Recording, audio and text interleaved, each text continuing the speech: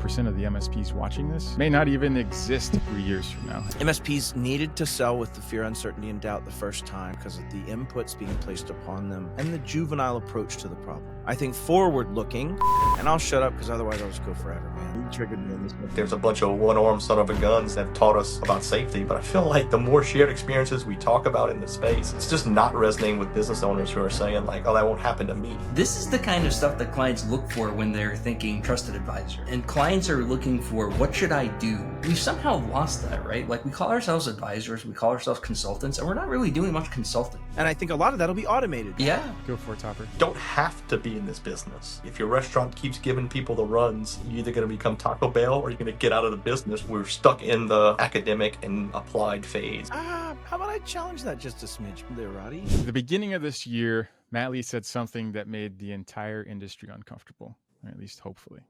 He said, ignorant people die ignorantly.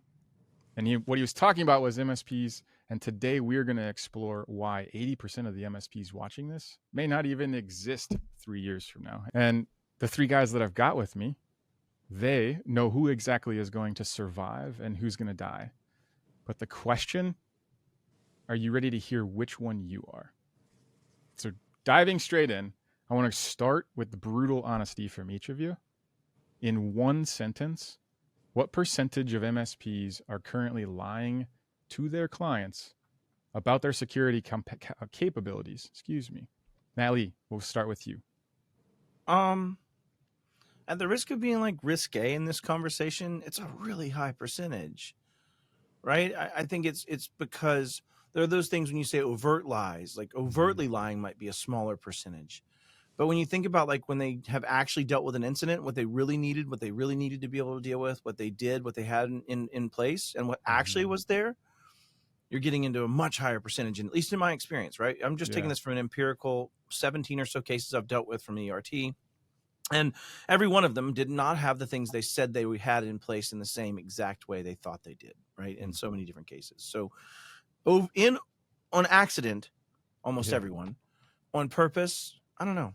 I would probably say a lesser degree of that. I think without getting off too far on a limb, MSPs often have things in their service agreements that say they don't do certain things, that are very overt about what they don't do. And so I think, at least at a legal perspective, they're doing a good job of drawing the edges for the most part, if they've got a good attorney for that. But capabilities, you said, is what triggered me on that, right? What they actually can do is the delineability in that for me. Yeah. Topper, how about you? You know, I kind of echo Matt. I think for the most part, if they're lying to themselves about their capabilities and not necessarily lying to the clients about it. They're very confident in their own ability to do security, to handle incidents, to secure an environment. And they go telling the clients, believing it themselves that they're legit and able to do this. But the actual capabilities, they don't even know what they don't know, right? That's the lie. It's the inability to understand their true capabilities and what they can handle.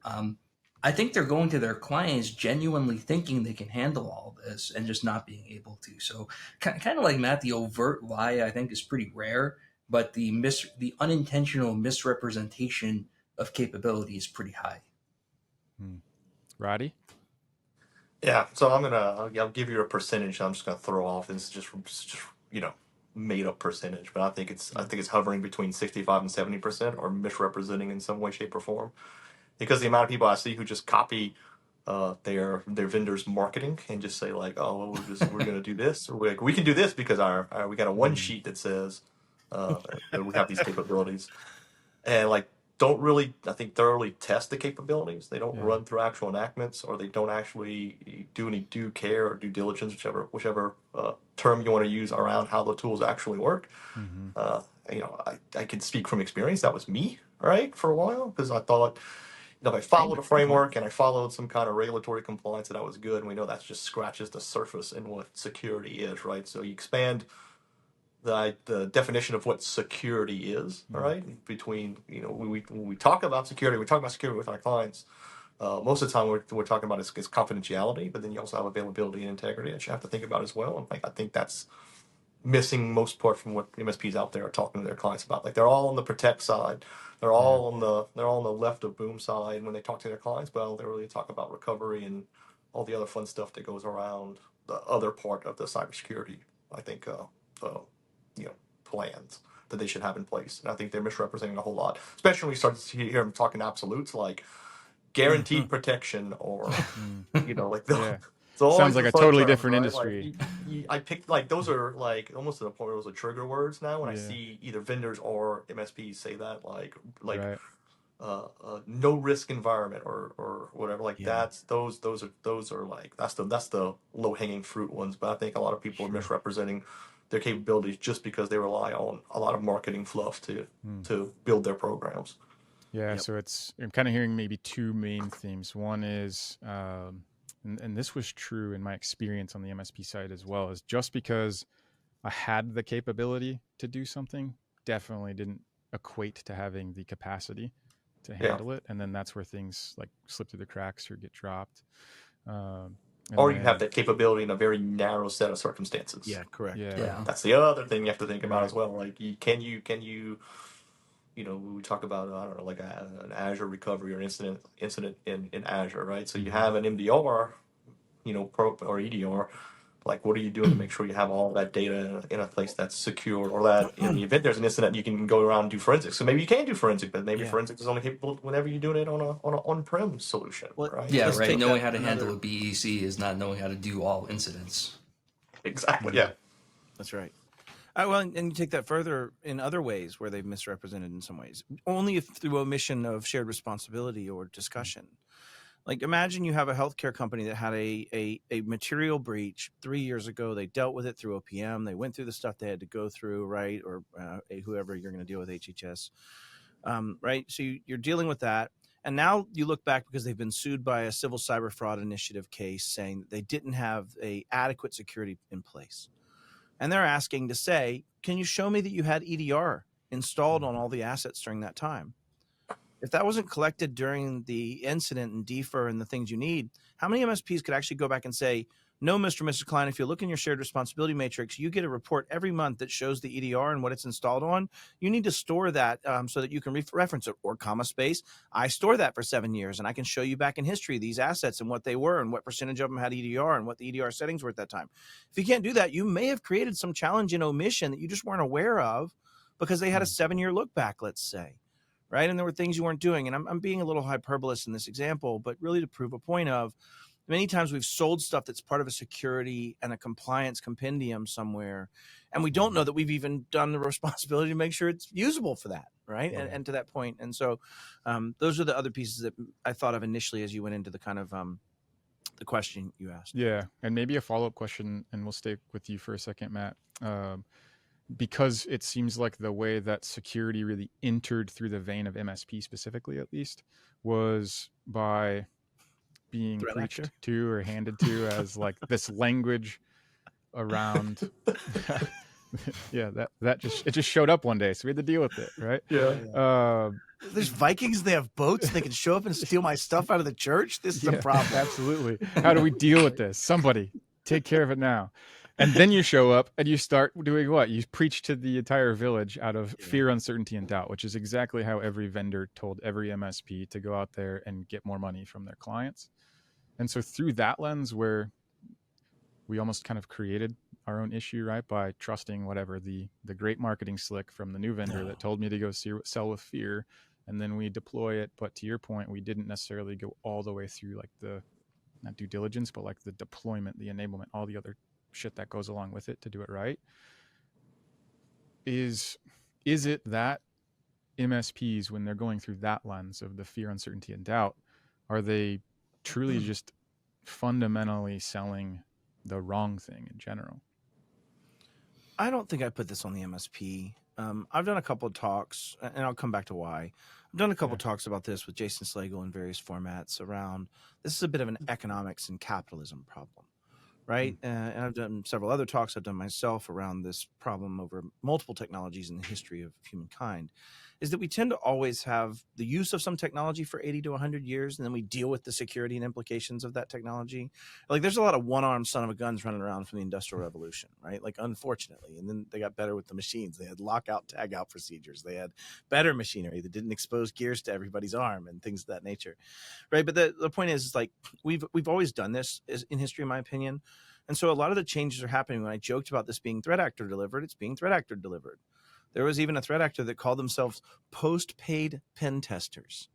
We're not pen testing. We're coming up and charging you only if we win. Like we encrypted your stuff. We win. We're going to charge you now. Right. So post-paid pen testers. The point is like the threat actors have stumbled their way into the SMB through many different modalities, right? Mainly it's the drive towards email addresses and that there's enough value in $30,000 or $40,000 as a ransom for people in the place where economically it makes sense to them. So the threat actors have brought this pain. It started with your ransomware. It started with your bots that were doing Emotet and banking Trojans. It started expanding into primary ransomware, primary extortion, secondary extortion, tertiary extortion. Right, the things we're seeing today as ways of stealing and extracting money from companies, big and small. But MSPs have initially reacted to that with, well, I'll install anti-malware and I can sell. And they approached it in a way that was, to your point, being sold by the vendors of stops all threats. This is the end of zero trust. I can just do this one thing, and I'm this one simple trick, right? And that's like genuinely. I'm sorry, Roddy. I had to channel my inner Roddy. Yeah. But they start with these like histrionic kind of explanations to these uneducated populace, and so of course they all start taking things laced with laudanum because that's what Carter's Pills cart was selling and telling was the right answer. And so they approached it with a bit of a childlike approach to, if I sell this bundle, myself included, I'm pointing at me. I sold a $25 bundle that was going to solve all security problems. I've said the words before, right? Like I know I'm stupid. I've said it. But the point is that as even looking at that $25 bundle, it was how I wield it, how I manage it, how integrated it is, how scalable it is. Is that enough? What surface area? And then just like handing somebody a bulletproof vest, you got to set some expectations of like, hey, those armpits, still a real problem. Head, forehead, problem. Right. Throat, problem. A lot. Chest, big caliber, problem. Right? You got to set those expectations. Instead, we're like, here, EDR, solved. So I think it's not just the MSP's fault. I say as time goes on, it'll be more and more negligent to speak in those terms and speak so grandiose. I think that MSPs have been a byproduct, though, of at the end of the day, SMBs willing to spend 6 to 7% of top line revenue on all tech, and on 14.9 million as of 2023. I think the stats were companies out there under $500,000 in revenue. That's $35,000, including the laptop, including the switch and the rewiring for the office and the other things that come into that. And so you start getting to this point where MSPs needed to sell with the fear, uncertainty, and doubt the first time, in my opinion, because of the inputs being placed upon them and the nascency of the problem and the juvenile approach to the problem. I think forward looking, we'll more and more integrate security into everything we do. I think they'll be inseparable. I think services will be baked in that are a certain level of capabilities aligned to some standards. And I'll shut up because otherwise I'll just go forever, man. So I'll hand this off. No, I was gonna touch on a point that Matt said, right? Like there's a bunch of one-armed son of a guns that taught us about safety, but I feel like for the course of human history, right, we've always done this. It's like the shared knowledge, right, or shared experience, where it's like someone said, one idiot ate a mushroom and died from it. One idiot ate a mushroom and saw colors for an hour. One idiot ate a mushroom and was like, this would go great on fries, on French fries, right? And we figured out through shared experience like what works and what doesn't. But I feel like the more shared experiences we talk about in the space, it's just not resonating with business owners who are saying like, oh, that won't happen to me. So like that shared human knowledge, that shared like the cave. Oh, I go back to the cave drawings, right? We wrote stories on cave walls for a reason. It wasn't just artistic, but like, that was a way of learning, and we learned, how do we track deer movement to better feed ourselves, right? Like we learned all this. Not like each individual person didn't have to go through the pains of learning it. We learned through a shared experience, and like I feel like that is we can figure that out. Like how do you take that shared experience and translate that into something that resonates with people? Like, I think you could get some really some traction there without having to use the fear, uncertainty, and doubt method. Like we talk about risk management, we talk about aligning risk, but like there's some disconnect there, and I don't really understand what it is. I want to go to you, Topper, on that, because it kind of goes into a question that I had for the godfather of MSP subreddit, where there's, I don't know, 150,000 people, right? Got to throw that at you. My point about that, though, is like, is because of that lens, you get to see a lot of things that MSPs or the people that show up in the subreddit say anonymously. And I'm sure there's a filter, at least your own mental filter of how you can see certain things. And so going to more like that shared experience, or even the gypsy that throws the chicken bones, what common security lie do you see or do you observe that MSPs are still telling themselves, maybe publicly, or excuse me, anonymously, but wouldn't ever say publicly? Oh man, For Topper. I think it kind of piggybacks on the last question a little bit, and that is, man, if I look at the industry, we kind of did this to ourselves, right? Where do most MSPs learn about security? They first heard about EDR when some vendor started talking about EDR, right? They first heard about MDR. They first heard about SIM when someone said, "Hey, I have a SIM I want to sell you," and that product focus is how we got here, right? So through hearing all of this and that being the primary exposure to security education, the MSPs, and I see it all the time still, are still under the impression that tools will solve their problems, right? That's what they're looking for. They're looking for the magic tool, the magic set of stuff that they can install or sell their clients, and that's security to them. And we're to blame for it, right? We did it by and the worst part about it is, frankly, FUD works, right? You can sell a lot of stuff by scaring people. So the challenge, as Roddy started to mention, is trying to bridge that disconnect and provide some real education to what security actually is, and that technology just exists as part of securing it, right? Just part of that aspect. And we're not there yet by any stretch of the imagination, but I think Roddy has done a good job of framing that issue. In we got to get the industry over this idea that it's, trying to fit the right stack of stuff or the right tools into your stack. And if I were willing to do air quotes on camera, I'd be doing them right there. That's the thing. To add on to that, I don't okay, I'm going to find the best surgeon because these surgeons publish their toolkits. And this one dude's been using this super dope Japanese blade that I've wanted for so long. And that's the one that I really want. No, I want the dude that has the best outcome percentage, who cuts on these particular parts of the body for me. That's my metric that I care about. And I think that's the point, is focusing on the surgeon and the capabilities of the surgeon, not of what stack comes. Now, in the same breath, Matt, to your point, I wouldn't expect that surgeon to come in and be like, I sharpened the fingernail up today. Right? They're still going to have tools. They're still going to have tech. There's still going to be ways we do this and deliver this. But it's about the why, right, Topper? I think that's the point, is now, instead of it being because I'm the smart guy in the room that knows about why I use EDR because I talked to this one vendor, I went to this cool place where we all went on a boat and everything got better. No, it's now I'm following a framework or a set of standards or a set of known ways I perform a surgery. And then because of that, I have a certain number of outcomes, right? And because of that, my percentage of patient health is high. And those are the things we're just haven't, to Topper's point, really made that transition to standards based. We're still living in this next vendor that sells me something space and how they convince me to move forward with some action, work through their sales pipeline and get me to buy their product and put it on my stuff. And to your surgeon point, do you want the 20-year combat vet with an X-Acto knife, or do you want the 5-year-old with the latest carbon steel blade? I think it's the X-Acto knife. My old boy has been around a minute. That's the end of his flow. I think, that's he's learned how to compensate wielding that thing, right? That's the thing. I remember when we were doing QBRs, we had a lot of attorneys that we did work for, and I remember one attorney, we finished it. We were almost halfway done with our QBR, a little bit over halfway done. He was like, "All right, look, stop talking nerd to me. I don't care." And that was when I was like, man, we really have to rework our QBRs because we're talking about tech with them and they could care and give two shits if there was a sonic wall in the closet, a FortiGate in the closet, or a Unify gateway in the closet. They didn't care. Did it work? Is it doing what we're supposed to do? All of them have expired licensing anyway. Most of them. But going back to Topper's point, I don't want to say Matt too much because it's going to confuse people. Going back to Topper's point about education, right?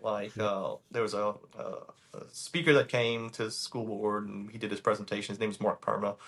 And he wrote a book about answering why, right? And the book goes into, his thing is all about how do we bridge the gap between the younger generations and what they see as a lifestyle in regards to their education, right? But one of the things he touches on is like there's three parts to education, right? There's academic knowledge, so like I fill you with enough knowledge for you to grasp it, right? So like I always relate it back to this, like I know what the wiring standards are to do a Cat 6 cable, right?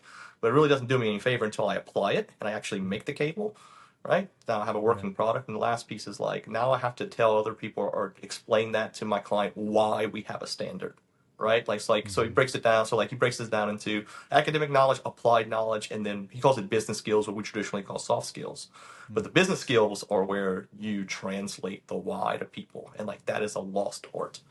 Yeah. Like it's not like how do I talk in terms that someone else can understand? That explain like I'm five, or like explain what it means to me or matters to me, and like that is a lost art. Like we're stuck in the academic and applied phase. I think with how we handle technology sometimes. How about I challenge that just a smidge there, Sure. Roddy?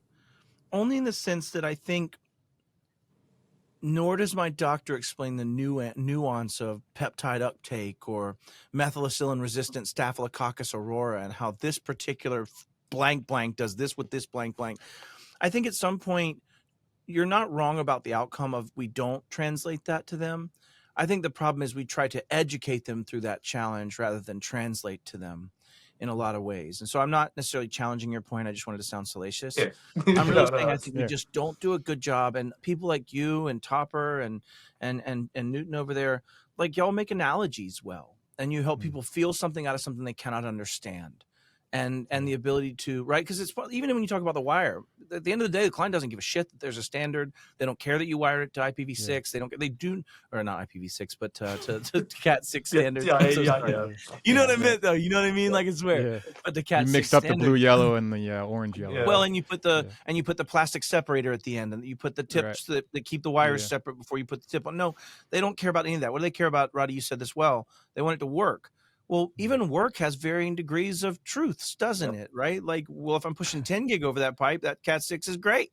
If I'm trying to push it, over a Cat 5 poorly wired, then we got problems. We may have only 100 or 10 or something. Yeah. Since you changed out my cable, Facebook stopped working. Yeah, right. That's what they care about, and that has actually happened. Well, I mean, so you're hitting more on about go Matt. You're hitting on a point that I think we might have talked about before. The idea that this is the kind of stuff that clients look for when they're thinking trusted advisor, right? They're advising you on what you should do. And for many of us, so here's something that trusted advisor for a lot of MSPs means going down the line card and saying, do you have all of our stuff? Right. And clients are looking for what should I do as the advice. And we've somehow lost that, right? Like we call ourselves advisors, we call ourselves consultants, and we're not really doing much consulting. I think that's a big part of the missing piece there. Yeah. And that's it. What's great about having the three of you even sitting in the same room is that I can like weave what each of you focus on a little bit differently, and collectively together, then we have a much more unified solution. Because one of the things that I always enjoy in the dynamic between listening to an analogy with acronyms that I'll never remember, Matt Lee, or the raw execution style approach that Roddy brings is like basically what you just said now, Topper, is that the industry has been atrophying between the sides of the pendulum and swinging back and forth between strategy, which equated to nothing more than a checklist on paper, to your point, and like, what the hell do I do with this information to get to the outcome I actually want without all the shit that you just told me that didn't really matter to begin with? And so as we look at on the one side it's risk, on the other side it's the obligation, but either way it's just like showing up in the right way to really actually be a partner, even though that word is abused and probably not the greatest one in our world either anymore.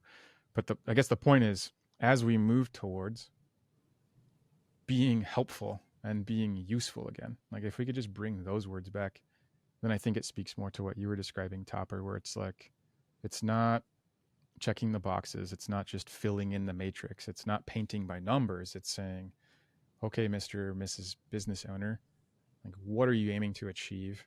What's my role in helping you get there? And then helping them understand the decisions they have to make. Ultimately, they're theirs to make, but they have to make them and understand them, or the implications to them.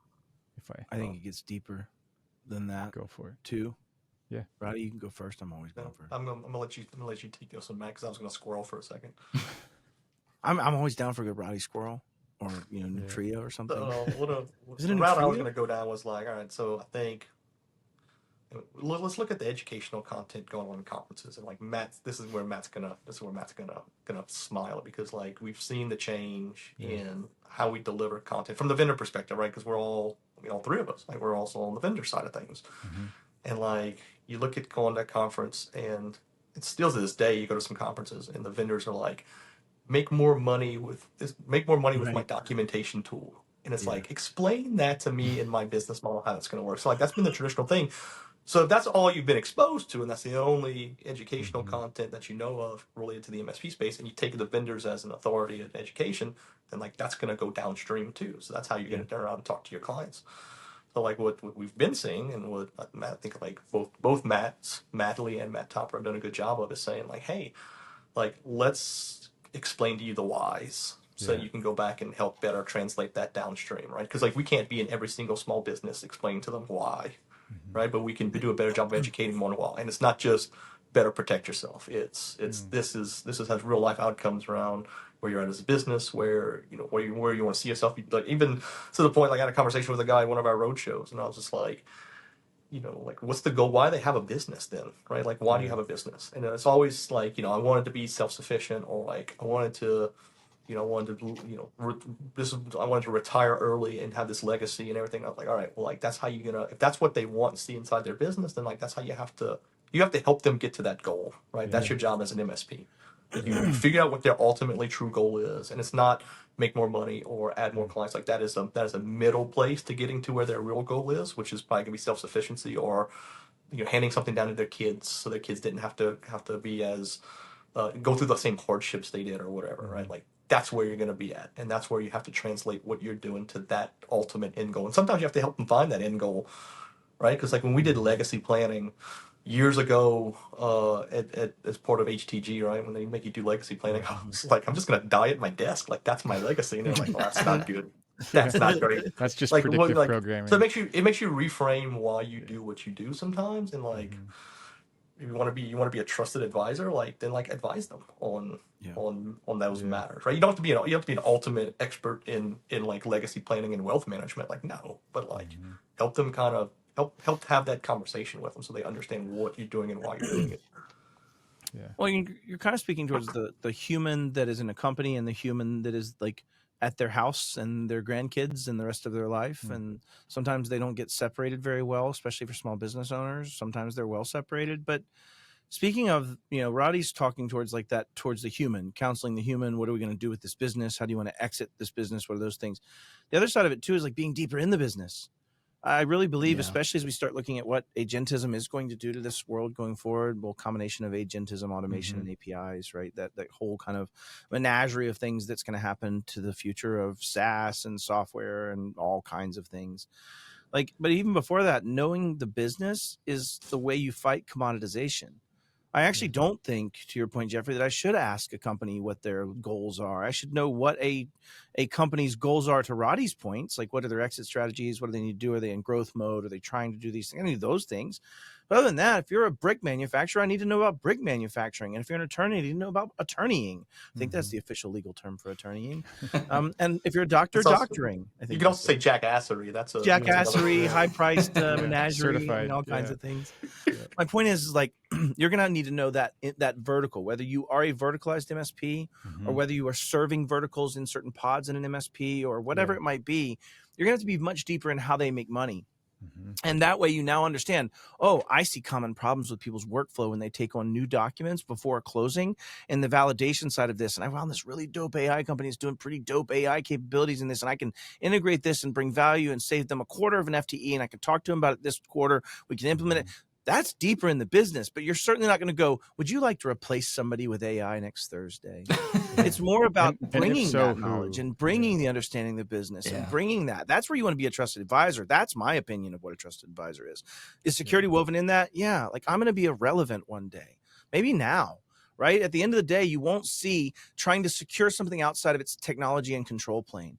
You're not like, hey, buy this super dope capability to protect yourself from dying in this new Volkswagen. We'll sell it separate. We're in Volkswagen wait, there's protection more. mode.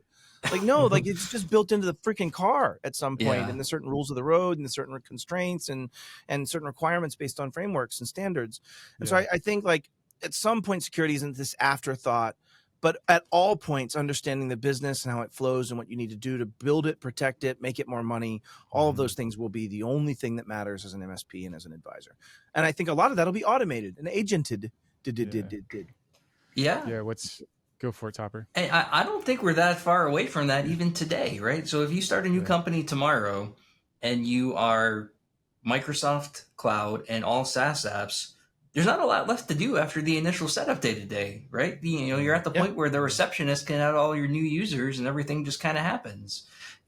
So if you're looking to continue providing value as a service provider, it's, hey, this is what my legal clients did to solve this problem, or I have a lot of experience in dental software. God help you if you do. That's not a lot of fun. Right. We love you, Dentrix, but getting that kind of business consulting. Yeah. Just what you were saying, Matt. I don't think it's necessarily even starting or like a future state with the AI and agentic stuff. That's true today almost. Mm-hmm.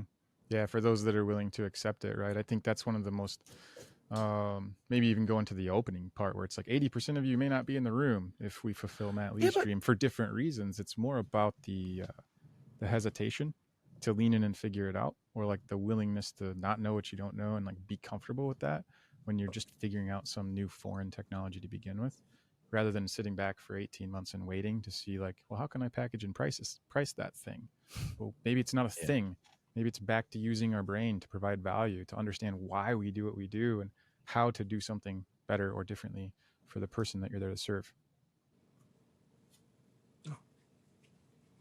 Nothing? Oh, I thought Roddy would come after me for that one. No, all right, fair enough.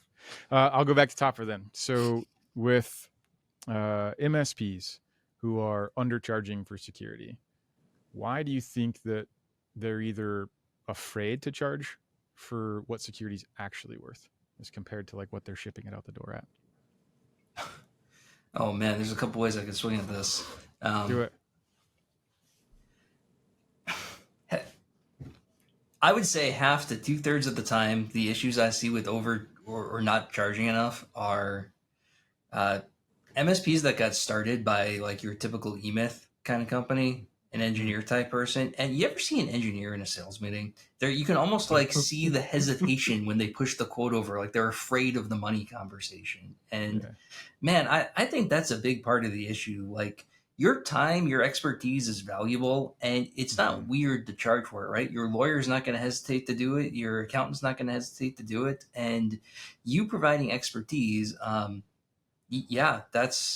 you should be charging for that. I think the other thing though is there hasn't been, that was a little bit of a tongue-in-cheek answer. The more serious one I think is that MSPs are not doing a good job of explaining that the threat landscape changes day to day, right? And they're afraid of the conversation that now a year later you need new or different protection than what was applicable last year because the threats are different last year, and because they haven't prepped, right? They've gone forward with what we said at the beginning of the show.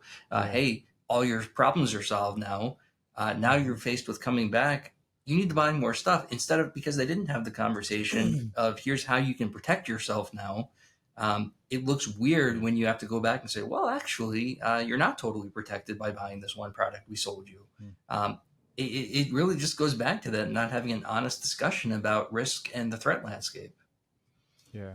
Yeah, I think too, right? And like this comes from my time in a lot of the peer groups, is that most people, they know their business, but they don't understand it. So they know what their business does, but then when you ask them like, what's your cost of goods sold, or what's your true profitability, or what's your EBITDA, right? Like I don't know. So like, of course you're going to charge $50 because it's a nice round number that you can calculate easily on a quote.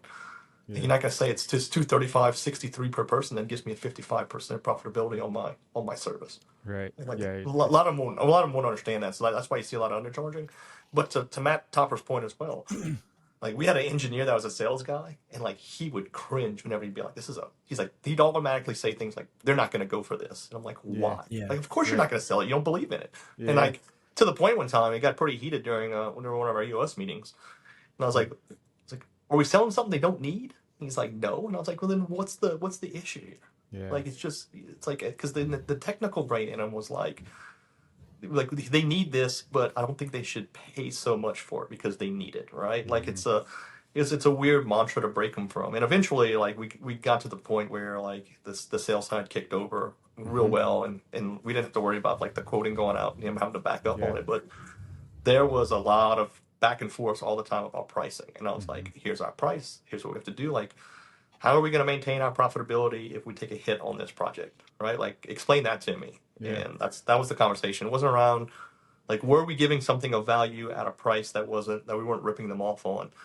And we'd come back with stories sometimes, like we'd take on a client, they'd be like, yeah, we paid for like a Dell server 15 years ago or something. Guy said he paid like $85,000 for the server and the labor for it. And I was like, that's a $7,000 server. With our labor, it would have been $28,000 or something like that to do the setup and migrations and everything. And I'm like, 80K is ripping someone off. Like 30K is a reasonable price. And I was like, this is the reality that we have to live in. Is that there are people out there ripping people off, like, because they again selling something they don't need or selling. And some people would do a $1,500 super micro and charge them $1,500 for the service and provide about that same value.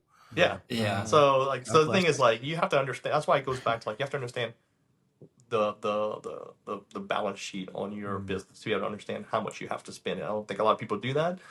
So they just feel like $50 an endpoint seems about right. That sits well with me. That right? sounds tasty. But that goes through the operational maturity process, right? The first thing is gut and feel. You feel like that's a good price, and you start to be like, can't pay the bills some months. So you're like, all right, we got to bump up to $75, right? Because now you start to understand the business a little bit. Well, you start to understand the business a little bit better. The bills aren't getting paid, and then you start to dig in. You start to realize that maybe you're not calculating, vacation time into your cost, right? Because that's an added cost to your business. And you start to add up all the things, and eventually you get to the point where you truly understand it. You truly understand what you have to charge. There's a story I always tell. So when my wife had her photography business, she was like, I'm busy every week. Like I'm doing 60 hours worth of shoots and weddings and everything else. She's like, I'm just too busy. And I was like, double your prices. She's like, why? I was like, double your prices. I was like, if half the people don't book, then you're making the same amount of money doing half the work. And what happened? She almost doubled her prices, and she was busy 40 weeks out the year instead of 52. And I was like, look, when you're making more money and you have 12 weeks out the year where you're not doing much, so like you're better off. But like, think to take that step, it's tough, right? Like, could you fire half your clients and double your rates tomorrow, right? Like that's it's a question to pose. Yeah, there's an element to kind of the last three questions and maybe even the answers that each of you are giving that really echoes in my head, and I see faces when I'm thinking about this. It's the number of faces across my different MSPs I worked at when working with engineers, and I was on the tech side for the first 10, so I'm not just poking to poke, but there was this element, like a predisposition almost to if you don't tell me why, I'll never comply, is like the look in their eyes. That's what I ended up coining it back to them as. And there's a one that could just be my observation. Two, that's kind of how I always had experiences. Like if we're going to impose a change or make a decision or do something, and we were taking it to the tech side of the engineering, it was that cold dead stare of, if you don't tell me why, I'll never comply, but never said. So then you could overcome the whole, well, this is why we're going to double our prices, as an example, or we're going to double our prices, and this is why. And you really, through story and other things, help people understand all of the reasons that something's going to happen. Then not only are they in agreement now, but they're bought in and they go push it. And that's almost kind of the backdrop I was hearing when Topper was talking earlier about when we, like, how we go about having the conversations, but then how we as the service provider also show up to really deliver the value is, and maybe even back to Matt Lee's point, like we aren't going deep enough anymore in even asking why, to get to the point of like, well, why does it matter if you are building the brick or you want to do it more of them or less of them, for bigger or less or any of that. I maybe just want to do a sanity check on my own around like that concept. And then two, if you guys think there's any element of truth to that, how we might be able to apply the next step, right? Like one, self-awareness is great, but like, okay, I need to have a meeting tomorrow. How do I enter that to have a more productive meeting tomorrow with that prospect or with that client than I am today? I'll give the answer of it depends. Roddy, it depends on what persona, what role, what are you doing. Yeah. If I was speaking to a VCIO that's going out and talking about selling new PCs and asking about new buildings you might be building, like maybe get deeper and like, hey, help me out. Help me understand exactly how you make money. Like, give me your best understanding of quote to cash. How do you make money as an organization? Yeah. And just ask and listen. One of the things that I think when I was, I converted from being in banking and finance and diamonds and numismatic coins and non-numismatic gold and bullion, all kinds of fun stuff before finding myself in tech. What tech let me do is scratch an itch and curiosity that I just never could scratch anywhere else. Why? Because I could sit down with a business owner and literally ask, tell me how you make money. Yeah. And not only would they feel great about it, I'd learn new shit. And it's amazing how that works and releases dopamine. Bless you, Roddy. That releases dopamine for somebody on one side and actually teaches me something about their organization. But then how do you make that applicable? I think if I was to take that back, I would try to loop up what systems and what products and what tools they use in their world that serve those functions, right? Where does technology cross where the money's made? Okay, quoting. How do they quote? You don't fucking know that question. Then you need to ask it. Is that part of their line of business software? Or is that some third-party tool they're using? I bet most MSPs, myself included, in a lot of cases, could never have answered that question until you start getting deeper in their business. You might have it documented in IT Glue or Hoodoo or something like that, but you're gonna have to go like pull it up and go, is that what kind of software that is? What is this software right here? I don't know what it is. Maybe by Intuit, but it's probably not. Like you have to figure that out. And so I think if you start with a map of cash to close, or from quote to cash, I'm sorry. Yeah. And then you look down that of where the systems align, you already start going down business impact analysis. You're already starting to go down the understanding of what software is important and maybe can mark that up in your own world and talk about it. You now know where to focus from a resiliency perspective of like, hey, these are the things that are important to you and really matter. Let's talk about them and what the roadmap is for you in the future.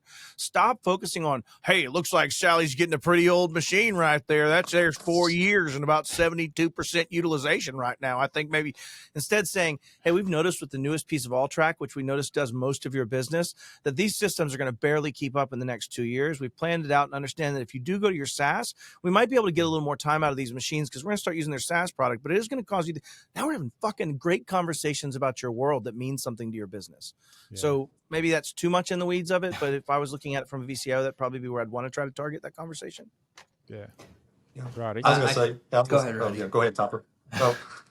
So I was going to say, what the advice I always give our partners is like, imagine like your first interaction with a potential client.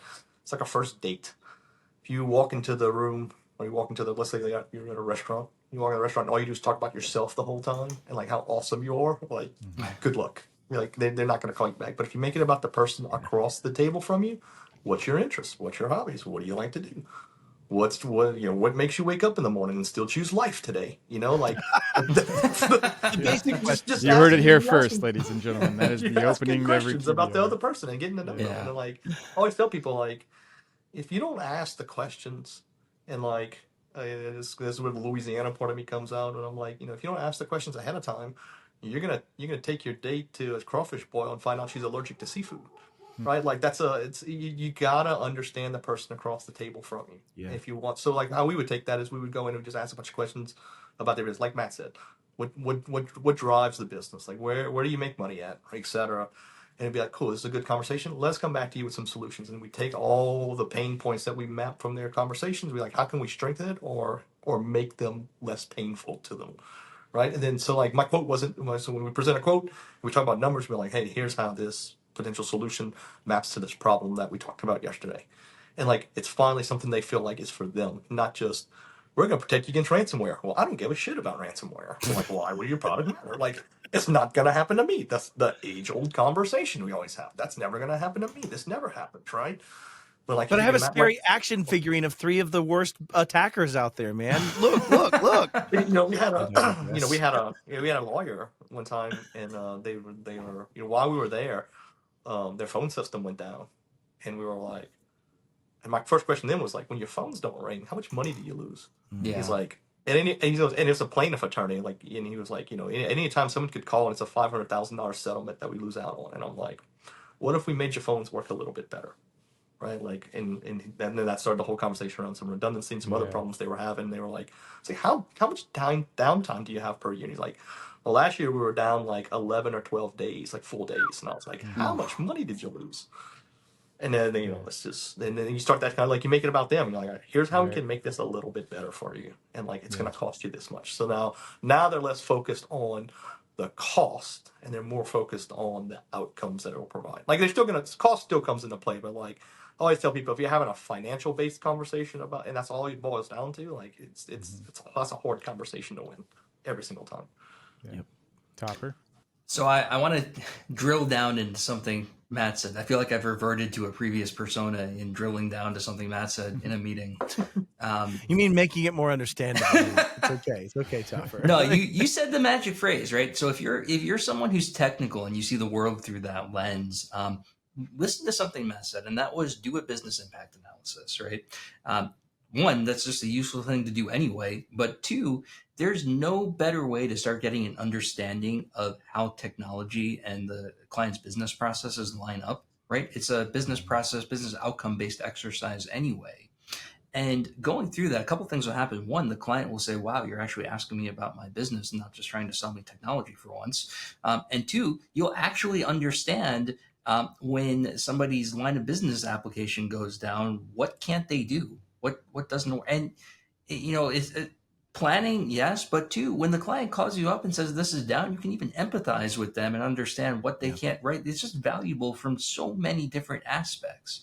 I used to have some insurance companies, and there was this tiny little application to print like the ID cards that was like the 100-year-old application, it felt like. And the entire thing, didn't work if they couldn't print their ID cards out. And just getting that made my relationship with them so much better, right? Yes, the quoting tool, all the carrier websites, all that stuff were important. It was kind of like that old SKCD cartoon with the little like brick at the bottom holding up the whole internet. Kind of the same thing at this client. And no previous provider got the business to that level. And so if you start doing that and you start thinking about what impacts what relies on what, one, it'll be useful during future DR scenarios, and two, fantastic relationship. Yep. Yeah.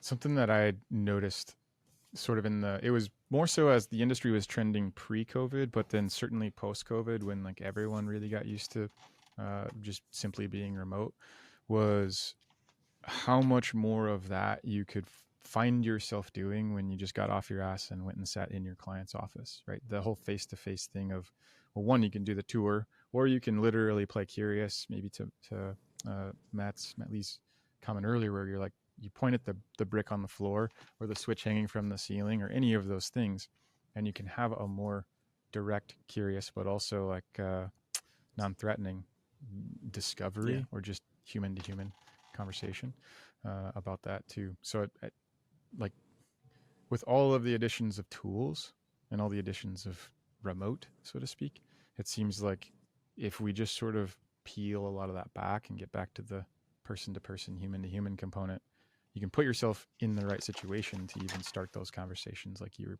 all describing. Yeah.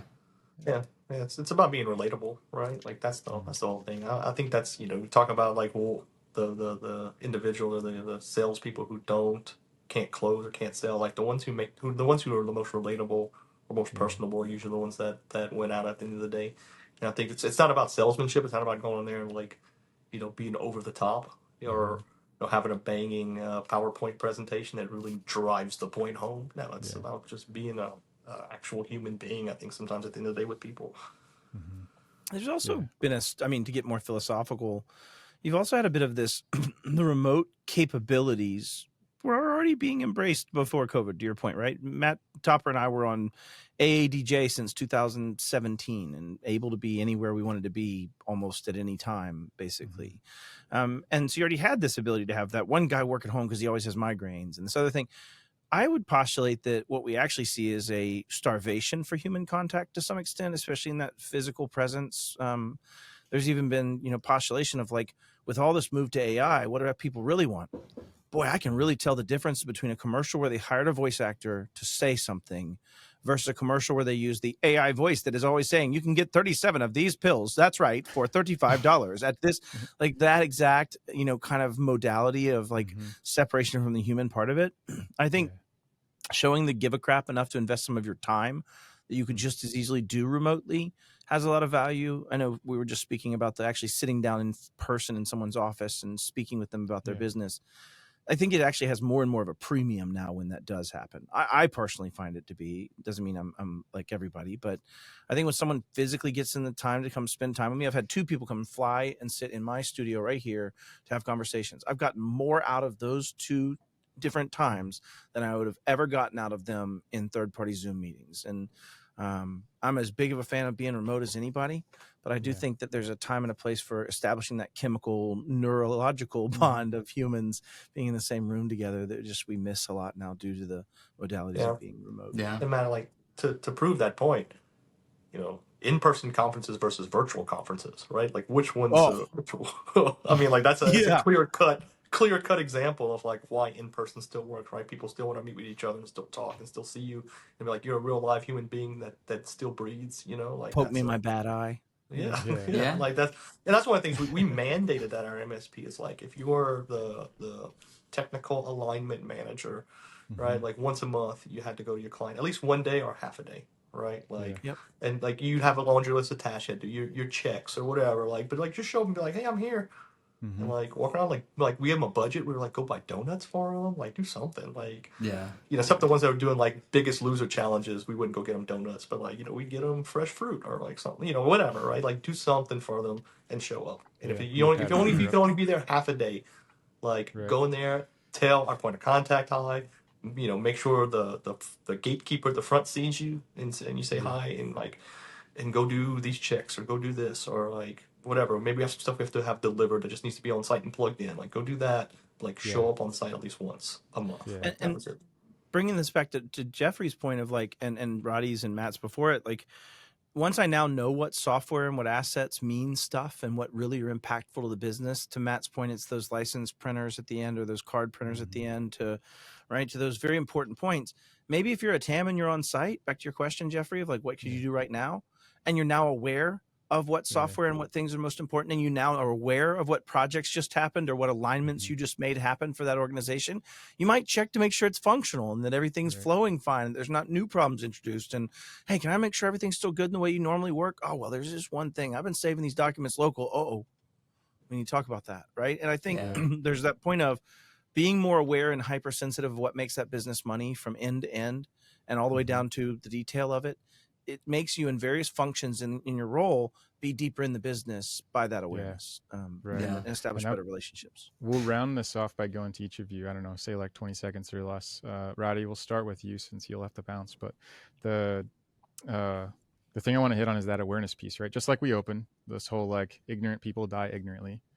What does every MSP owner need to hear right here, right now, so that they can't claim ignorance anymore? And each of you got 20 seconds. Roddy, go for it. I would say that the owner, the problem I see a lot of owners of is they can't let go of their baby to let other people take control, and they can't allow people to fail, right? Like we know every single business owner out there has had a problem where they failed at, but when it comes to letting someone else own something, they have to leave room for failure. And my hot take is that if you give somebody something and they're not allowed to fail, you have a business problem, not a person problem. That's it. All right. Awesome. Topper? I'll do something non-technical right there. There is no substitute for genuine curiosity and empathy. Like if you're listening to this and you came up with a list of things to go ask the question to your clients, they'll see right through if you're just asking the question for the sake of asking the question. Genuinely care and give a crap about the clients. Yeah. Yep. Awesome. Matt Lee. I'll go a different tact as well of like, I made a theme at Beyond this year, and it was shit or get off the pot. And it really was this understanding of like, at this point, ignorance or not, like it really is an inflection point as an MSP. You can make some slight changes today, do what Roddy suggested, and let people have the ability to fail, let other people own and run the business aspects around securing yourself, around having your own compliance focus for yourself, about understanding what you're doing, what risks you're taking on, and about how you manage your clients, and owning that space and changing, or just get the hell out of here. Like you don't need to do it. If you've been doing this as a legacy lifestyle business and you think you're going to continue without lawsuits or losses or major implications in how people in the community that you live in see you because you destroyed their business, ask me how I know, then you're going to have a different thinking. So get out, just get out. The threat actor landscape's too big. Sell it to somebody else, collapse, whatever it might be. But the point is I think if you do want to get in, it really is just intention. It really is just doing some of the things Roddy said. It really is just basically having some empathy and curiosity, to Matt's point. And I think if you extend those all forward, you'll get the money you need to survive. You'll help guide a small business through the rest of their life and survival of this same storm that we're in. And I think, you can look at this as a problem by looking at yourself. How many of you listening actually have a security program for yourself? How many of you wound up with a Matt Topper and a Matt Lee that run a security program for your organization just focused on internal? That's it. That's it.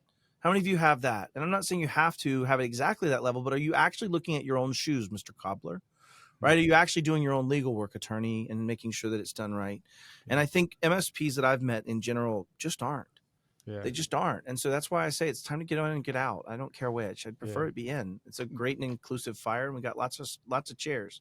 The best part about what you said, Matt, go ahead, Roddy. I was going to say to Matt's point, one of my favorite analogies I like to make is like, you don't you don't have to be in this business, right? Like if your restaurant keeps giving people the runs, you're either going to become Taco Bell or you're going to get out of the business, one of the two. And like, which way do you want to go? It's a feature now. Do you want to be Taco Bell or do you just want to stop? Yeah, right. Like that's so anyways. Yeah, I was going to thank Matt Lee. You gave me the other bookend for this episode now. So we started with ignorant people die ignorantly, and now we have shit or get off the pot. So I think somewhere in between, it's you either shit or get off the pot or die ignorantly sitting on it. But either way, the result is going to be the same.